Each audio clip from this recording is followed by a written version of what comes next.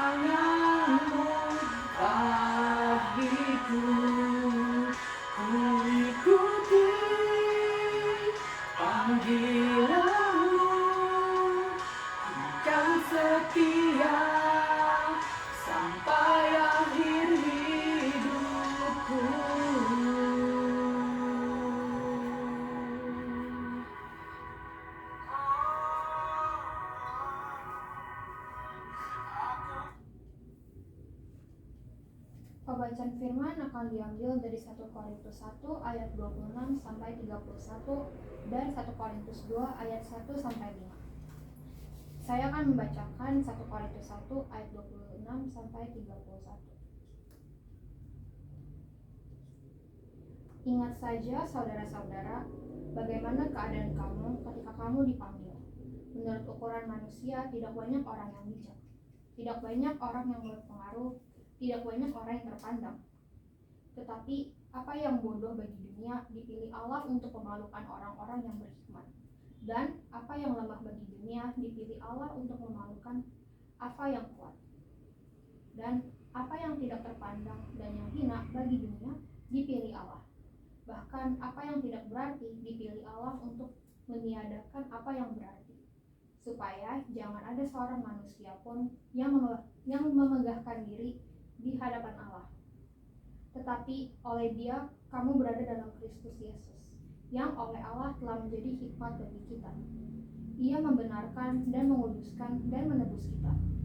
Karena itu seperti ada tertulis, barang siapa yang bermegah, hendaklah ia bermegah di dalam Tuhan.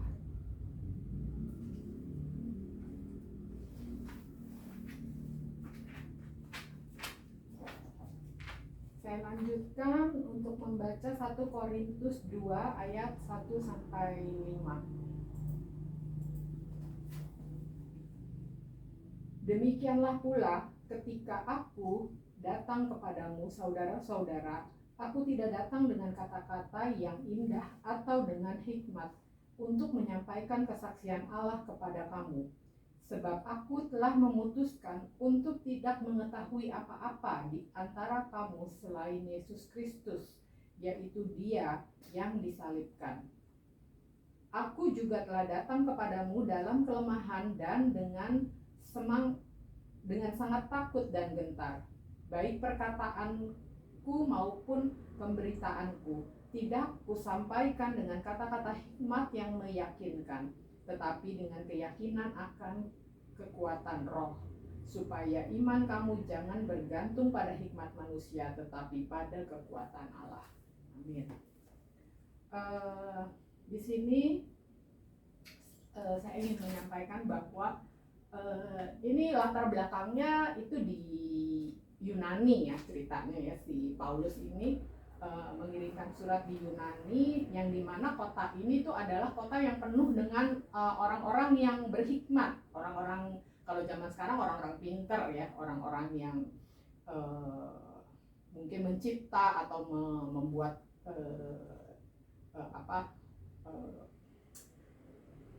pengetahuan ya. Nah, di sini orang Yunani ini nggak mengenal, dia tidak mengenal akan Tuhan ya. Contohnya nih di Yunani ini seperti Socrates, Aristoteles ya, yang terkenal dengan filsafat-filsafatnya ya. Nah, karena ini maka di Yunani itu tidak mengandalkan atau tidak mengandalkan Tuhan, tapi dia memandang dirinya sendiri, mengandalkan kekuatannya sendiri, kehebatannya sendiri ya. Nah, yang berarti ini, nah Paulus ini ingin menyampaikan yang waktu saat itu, atau bahkan mungkin sampai saat ini ya, di Yunani itu kan kita tahu di Yunani itu dia masih mengenal dewa-dewa ya. Nah, mengatakan di ayat 27 bahwa tetapi apa yang bodoh bagi dunia dipilih Allah untuk memalukan orang-orang yang berhikmat. Nah, ini sangat bertentangan sekali ya. Dan di ayat 28 dia bilang, dan apa yang tidak terpandang dan yang hina bagi dunia dipilih Allah. Wah, padahal orang Yunani waktu itu ya itu mengandalkan kehebatannya dia, kepinterannya dia ya. Jadi dia nah, sedangkan Paulus bilang, oh itu nggak ada gunanya, tidak ada artinya di mata Tuhan ya. Nah, di ayat 29,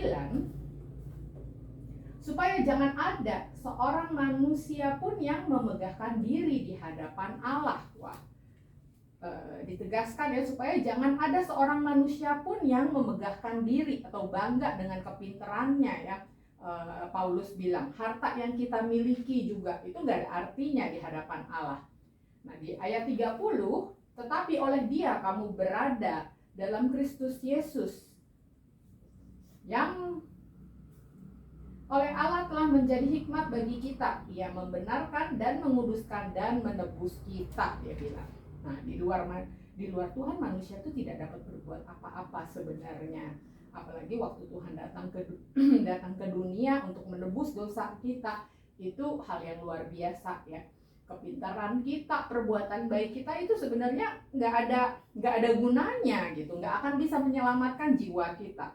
Hanya oleh kasih karunia Tuhan melalui Yesus kita bisa dibenarkan, dikuduskan, ditebus, dan juga mendapat hikmat yang sebenarnya. Wah, luar biasa ya, kalau kita ikut Tuhan itu kita akan mendapat ini semua gitu.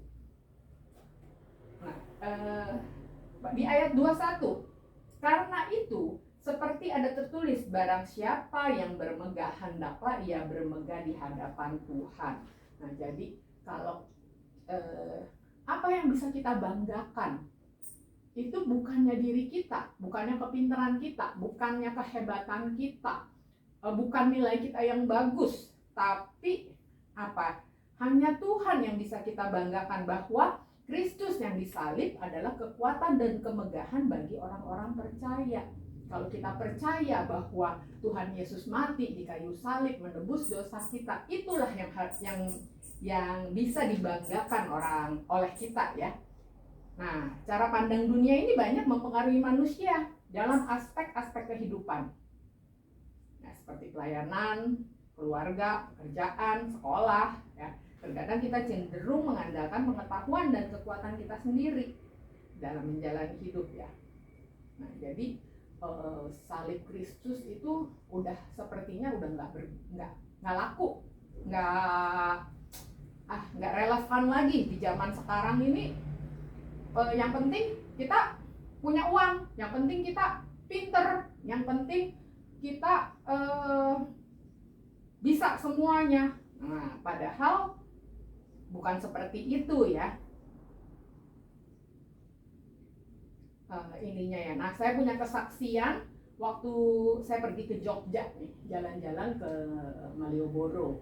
Nah, waktu itu saya jalan kaki, terus dari hotel keliling-liling. Kebetulan hotelnya dekat, nggak terlalu jauh dari Malioboro. Keliling jalan. Pas mau pulang, udah capek, mau pulang deh. Pulang, saya pikir saya bisa pulang tanpa ini. Saya ingat jalannya ke sini gitu. Tapi setelah ini, loh kok bukan ya? Loh kok beda ya? Wah, di situ saya mulai bingung tuh. Padahal udah capek juga gitu. Aduh, ini gimana ya? Ini kan bukannya kota Jakarta gitu. Saya nggak mengenal wilayah sini gitu. Nah, tapi terus saya ingat, oh iya, ada Google.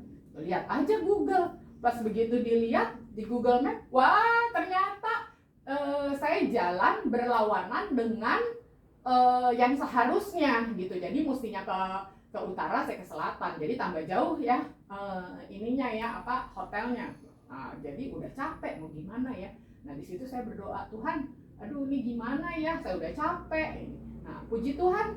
Nah, itulah kalau orang yang mengandalkan Tuhan ya. Tadinya saya cuma mengandalkan ke otak saya, mengandalkan ya ini ingetan kita ya, sama mengandalkan Google Map nih. Lihat Google Map, wah ternyata jauh. Nah, di situ waktu saya berdoa, saya bilang, Tuhan, saya capek, saya pengen pulang gitu, tapi gimana? Saya nggak tahu mesti gimana kalau suruh jalan kaki lagi, ya ampun gitu ya. Tahu-tahu nggak ada becak lewat. Tuhan kirimin becak, si tukang becak ini yang kita nggak pandang ya, padahal ya kalau sehari-hari kita cuma tukang becak gitu. Saya orang hebat, saya orang berpendidikan, tapi Tuhan pakai tukang becak untuk menolong saya. Itu kesaksian saya ya. Nah, itulah bahwa bukti nyata ya bahwa Tuhan itu sungguh luar biasa. kekuatan manusia, kehebatan manusia itu nggak ada gunanya. Nah, di 1 Korintus 2 ayat 3 ya. 1 Korintus 2 ayat 3.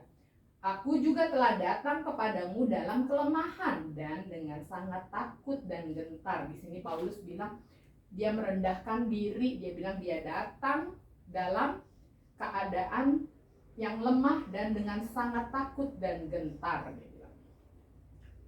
Sama seperti kita juga kalau menghadap Tuhan, itu tanggalkan semua kesombongan kita, kehebatan kita ya. Di ayat 5, di ayat 4 dulu ya kita baca ya. Baik perkataanku maupun pemberitaanku tidak kusampaikan dengan kata-kata hikmat yang meyakinkan. Nah, jadi apa yang kita sampaikan ke orang gitu, kita nggak usah takut kalau kita, aduh saya nggak pinter ngomong, aduh saya nggak pinter khotbah, aduh saya nggak ini. Nah, sebenarnya itu dia bilang kata-kata hikmat yang meyakinkan itu nggak perlu ya, tetapi dengan keyakinan akan kekuatan roh. Jadi asal kita percaya, itu yang penting kita sudah kita berdoa, kita melakukan ya, berusaha yang terbaik ya, tapi kita nggak usah khawatir kalau kita kurang akan satu hal gitu. Kita percaya aja Tuhan akan memimpin kita, roh Tuhan akan memimpin kita gitu. Nah, jadi marilah bermegah hanya di dalam pribadinya. Nah, jadi tanpa kita bisa melakukan sesuatu itu bukan karena kekuatan kita, tapi karena Kristus yang ada di dalam kita. Kita bersandar pada Dia, kita minta kekuatan dari Dia. Dia memberikan talenta, Dia memberikan hikmat buat kita, tapi bukan hikmat dari dunia ya. Supaya iman kamu jangan bergantung pada hikmat manusia, tetapi pada kekuatan Allah. Sekian firman yang saya sampaikan untuk Mesbah Keluarga hari ini. Semoga bisa bermanfaat buat kita semua. Kita bisa merenungkan bahwa Tuhan itu sungguh luar biasa, nyata dalam hidup kita. Amin. Sekarang marilah kita menyanyikan lagu penutup.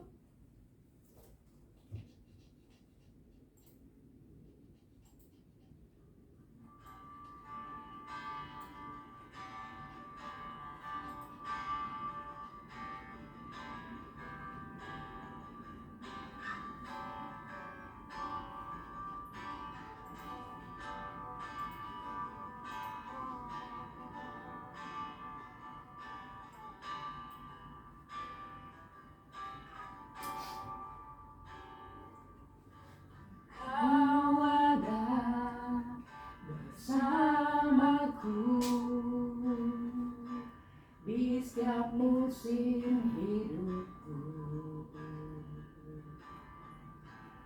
tak pernah kau tinggalkan ku sendiri.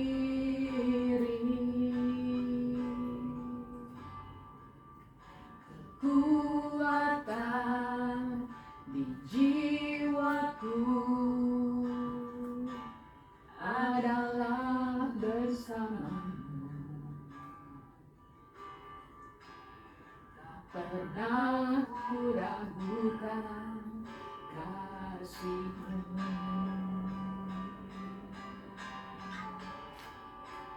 Bersama-Mu Bapa, ku lewati semua perkenanan-Mu yang teguhkan hatiku. Engkau yang bertindak, memberi pertolongan. Anugerah-Mu besar melimpah bagiku.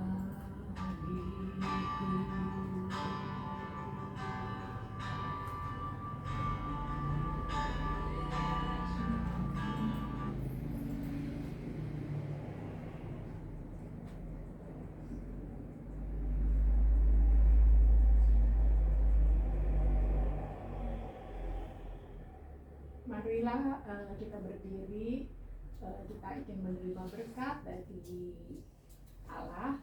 Kita kedahkan tangan kita ya. Allah Bapa kami yang kami muliakan dan kami puji, terima kasih atas kasih setiamu sepanjang ibadah keluarga kami hari ini. Ya Tuhan, mohon sertai kami terus agar kami selalu rindu dengan Engkau. Jangan biarkan hal-hal yang sesat menguasai kami. Tuhan memberkati dan melindungi kami. Tuhan menyirami kami dengan wajah-Nya dan memberi kami kasih karunia. Kasih karunia Tuhan Yesus Kristus dan kasih Allah dan persekutuan Roh Kudus menyertai kami sekalian. Amin. Ibadah keluarga selesai. Terima kasih. Tuhan memberkati.